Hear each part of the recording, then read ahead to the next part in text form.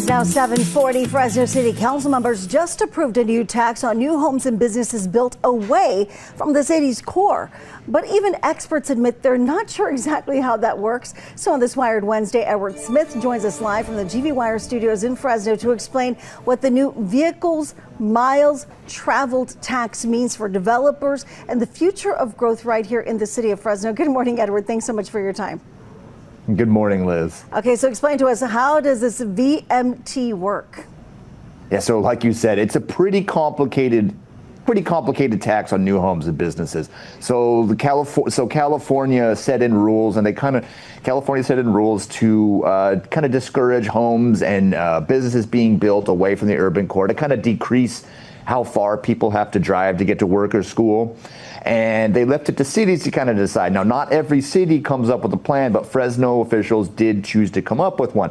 So basically, it looks at how far homes and businesses are away, and then it assigns a number to them, and it taxes people based on that number, so that money can go to new public transit, walkable sidewalks, basically programs like that, so that it would discourage people from driving. So what are home builders saying about this, though? I can only imagine, given that there's so much construction, especially on the outskirts of the city.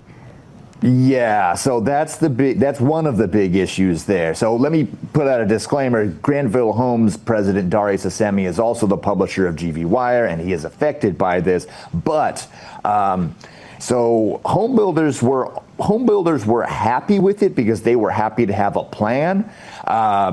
They said that they've got about 2,900 homes in the pipeline that have been waiting for this plan to come through, but others not so happy with it because it is going to increase the price of a home, which does mean that money will most likely get passed down to the consumer in higher home prices. So you're going to be looking at anywhere from $7,000. There are some places that are charging as much as $12,000, $15,000 on new homes and apartments. Okay, we're talking about this money. Where does all this money from the tax actually go? So city has about 24 different projects that they're looking at. Some of them are already built out too. So they're looking at a couple new bus lines. There's one on Church Avenue that they cut the ribbon on back in August. So that one's already paid for. Some new wider sidewalks and building out Route 45 along Ashland. That's another one that's already been brought out. So there's questions about whether that money has already been paid for and it's reimbursing the city, or whether it's actually going to new projects. And I know a lot of people may be wondering, how does this wind up affecting retail and office construction as well, given that we've seen a lot of the retail, again, towards the outskirts of town? Yeah, exactly. So that is going to be a big issue. And at the city council meeting, it drew out a lot of business owners, people who are building that out, asking questions, because there's a lot of questions about what it's going to do. Now, even City Attorney Andrew Jan says there wasn't much in the law written about how it affects businesses.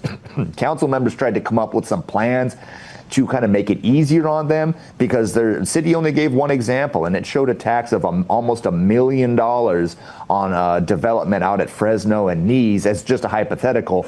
And that raised some alarms, because $1 million on a new grocery store, on a new large, so it's mostly for large things. Let me put that out there, large construction, but another $1 million on that's a lot of money for them to pay, and they have to figure out what to charge their tenants, how much rent to charge. So it was a big deal for them. And inevitably, we see a lot of that winds up getting trickled down to customers. Edward Smith with GV Wire, thank you so much for joining us on this Wired Wednesday.